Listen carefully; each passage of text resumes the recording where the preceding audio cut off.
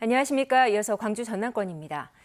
여름철 차량 화재가 잇따르고 있습니다. 밀폐된 차량 내부는 80도 가까이 올라서 화재 위험이 매우 큽니다. 그 주의점을 배수연 기자가 취재했습니다. 운전석이 원래 모습을 알아보기 어려울 정도로 불에 탔습니다. 지난 6일 공원 주차장에 세워져 있던 차량에 불이 났습니다. 당일 광주에는 폭염경보가 내려졌고 낮 최고 기온은 33도에 달했습니다. 소방당국은 차 안에 있던 보조 배터리가 폭발하면서 불이 난 걸로 보고 있습니다. 소방관들이 불이 난 승용차에 물을 뿌려댑니다. 본격적인 무더위가 시작된 지난 5월 말 주차된 차량의 엔진에서 불이 시작됐습니다. 여름철 차량 내부 온도가 급상승하면서 화재 위험도 높아집니다. 최근 3년간 광주에서 발생한 여름철 차량 화재는 95건, 전국적으로는 3,500여 건에 달합니다. 바깥에 주차돼 있던 차량입니다. 내부 온도는 어떨지 한번 측정해 보겠습니다. 오후 2시 기준 밀폐된 차량 대시보드 표면 온도는 75도까지 치솟습니다. 여름철 차량 실내 온도가 80도 이상 상승하기 때문에 특히 일회용 라이터, 부탄가스, 휴대용 배터리 등을 위험 물품을 방치할 경우 폭발로 인한 화재가 소방당국은 여름철 차량 화재를 막기 위해 냉각수 확인과 엔진오일 점검, 소화기 비치를 당부했습니다. KBS 뉴스 배수연입니다. 광주시의회가 인사청문 특별위원회와 윤리특별위원회 등 특위 구성을 완료했습니다. 인사청문 특위는 공모 절차가 진행 중인 광주환경공단 이사장과 신용보증재단 이사장 후보에 대한 인사청문을 실시하게 됩니다. 윤리특위는 8대 의회에서 처리하지 않은 박미정 의원의 최저임금법 위반 의혹 등도 논의할 예정입니다. 고령화와 인구 감소 문제를 겪는 우리 농어촌에서 외국인들의 노동력은 이제 필수가 되는데요. 농어촌의 부족한 노동력을 보완하기 위해서 마련된 제도가 바로 외국인 계절근로제 프로그램입니다. KBS는 외국인 계절근로제 운영 실태를 추적하는 연속 보도를 시작합니다. 먼저 김호 기자 보도 후 이성각 기자가 차례로 보도합니다. 지난해 가을 고구마 수확이 한창인 전남 영암의 한 밭입니다. 이곳에서 일하는 사람들은 모두 외국인 노동자들입니다. 이렇게 일손이 부족한 영농철에는 한시적으로 외국인 노동자들을 데려오는 계절근로자 프로그램이 운영되고 있습니다. 최대 5달 동안 일할 수 있는데 지난해 1,800여 명, 올해는 상반기에만 6,000명 넘게 참여했습니다. 비교적 입국 조건이 까다롭지 않고 단기 고용이 가능하다는 게 장점인데 현장에선 제도 취지에 맞게 제대로 작동하고 있을까요? 먼저 프로그램 운영의 시작점인 외국 지자체와의 허술한 업무 협약 과정을 취재했습니다. 고흥 지역에서 외국인 노동자 14명이 잠적한 일이 발생했습니다. 고흥에서 발생한 네팔 출신 계절 근로자들의 무단 이탈 사건. 고흥군은 주한 네팔 대사관을 통해 현지 자치단체와 사업을 추진했다고 밝혔습니다. 외국인 계절 근로자를 들여오려면 현지 자치단체와 업무 협약, MOU가 필수인데 이 과정을 주한 네팔 대사관을 거쳐 진행했다는 겁니다. 하지만 사실이 아니었습니다. 주한 네팔 대사관 측은 KBS와 통화에서 고흥군과 카나카이시의 업무 협약 체결 과정에 관여한 사실이 없다고 밝혀왔습니다. 고흥군과 네팔 자치단체의 MOU는 어떻게 맺어진 걸까? KBS는 취재를 통해 민간인 신분의 홍모 씨가 개입한 사실을 확인했습니다. 홍 씨는 지난해 여름 네팔 대사관을 통해 외국 지자체를 연결해주겠다며 고흥군에 접근했고 이후 홍 씨의 안내에 따라 네팔 카나카이시와 업무 협약이 체결됐습니다. 고흥군은 홍 씨의 말대로 대사관에 이메일까지 보냈지만 실제 MOU는 대사관과는 무관하게 홍 씨와 그가 알고 지내는 네팔 현지인이 추진했습니다. 이 같은 사실을 전혀 몰랐던 고흥군은 뒤늦게 황당하다는 입장입니다. 네팔 쪽에서 답변이 와서 일단은 추천을 해주셨겠거니 했는데 나중에 확인을 해보니까 그게 아니었던 거죠. 홍 씨는 향후 개인 사업을 위해 네팔 자치단체를 도왔을 뿐이라고 주장합니다. 제가 오해가 싫어서 그런 거예요. 어떤 오해요? 아니 제가 뭐 계획해갖고 가는 데가 이제 돈을 받고 어찌고 그런 글씨가 낫까 싶어서. 네팔 현지에서 계절 근로자 알선 비용 등 금전 거래 가능성도 제기되는 상황. 고흥군은 민간인 개입에 따른 MOU 취소 방안을 검토하고 있습니다. KBS 뉴스 김호입니다.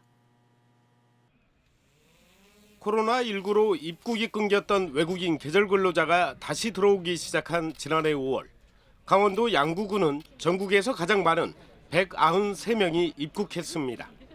지독한 일손 부족에 시달리던 농촌에 단비 같은 인력이었지만 도움은 오래가지 않았습니다. 하나둘 사라지기 시작하더니 전체 193명 가운데 73%인 141명이 무단 이탈했습니다. 미리 그 계절 근로자 본국에서 계획을 하거나 입국을 해서 이제 기존에 알던 친인척을 통해서 임금을 더 많이 주는 사업장으로 가는 걸로 저희는 판단을 하고 있습니다. 모두 외국 지자체와 협약을 맺고 진행됐지만 지난해 입국한 전국의 외국인 계절 근로자 무단 이탈률은 56%, 559명 가운데 316명에 달합니다. 올해 상반기 입국한 5,200여 명 가운데서도 고흥군 사례처럼 강원도에서만 100명 가까이 사라지는 등 집단 잠적이 끊이지 않고 있지만 현실적으로 시군 공무원들이 무단 이탈을 막는 건 불가능합니다. 현실적으로 MOU 체결, 비자 문제, 이와 더불어서 외국인 관리까지 모두 전담하기에는 상당히 어려움이 있습니다.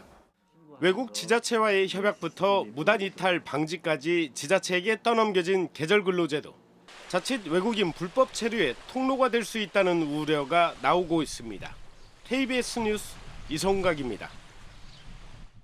광주의 한 고등학교에서 지난 1학기 기말고사 답안지가 유출이 됐다는 의혹이 제기돼 경찰이 수사에 나섰습니다. 광주시 교육청은 어제 기자회견을 열고 지난주 한 고교에서 기말고사 4과목의 답안지가 유출이 됐다는 제보가 학교와 교육청에 접수돼 학교 측이 경찰에 수사 의뢰했다고 밝혔습니다. 이에 대해서 광주 서부경찰서는 의혹과 관련한 학생을 불러 조사하는 한편 해당 학생의 휴대전화와 컴퓨터 등을 분석하고 있다고 밝혔습니다. 어제 광주와 전남 지역의 코로나19 신규 확진자는 4,800여 명으로 그제보다 배 이상이 늘었습니다. 지역별로는 광주가 2,314명, 전남 지역은 2,547명이 확진됐고 전남 지역에서는 사망자 1명이 추가됐습니다. 광주와 전남에서는 주 단위로 확진자가 2배 이상 느는 이른바 더블링 현상이 3주 이상 이어지고 있습니다.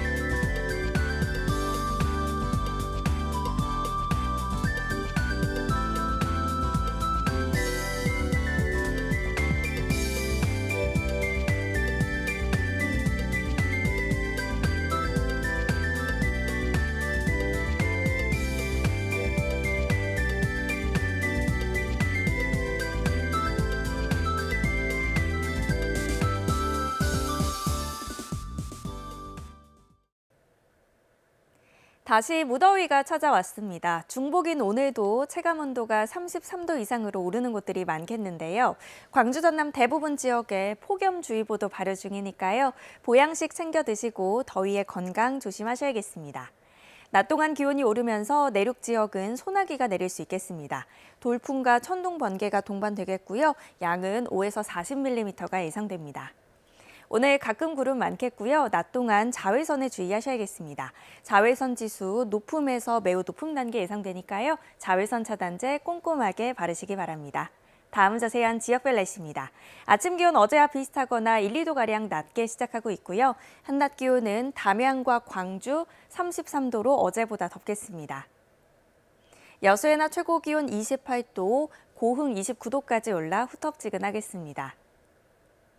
목포와 진도, 완도의 낮 최고 기온 30도까지 오르겠고요. 해안 지역은 오늘 맑은 하늘이 드러나겠습니다. 신안을 비롯한 도서 지역은 27도에서 31도가 예상됩니다. 바다의 물결은 전해상에서 비교적 잔잔하겠습니다. 당분간 무더위가 계속되겠고요. 토요일에도 소나기가 내리는 곳들 있겠습니다. 날씨였습니다. 오늘 새벽 1시 20분쯤 여수시 소호동의 한 아파트 지하 주차장에서 불이 났습니다.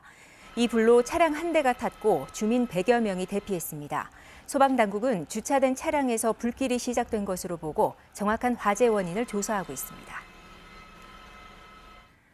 광주 지역의 집값이 앞으로 하향 안정화될 것이라는 전망이 나왔습니다.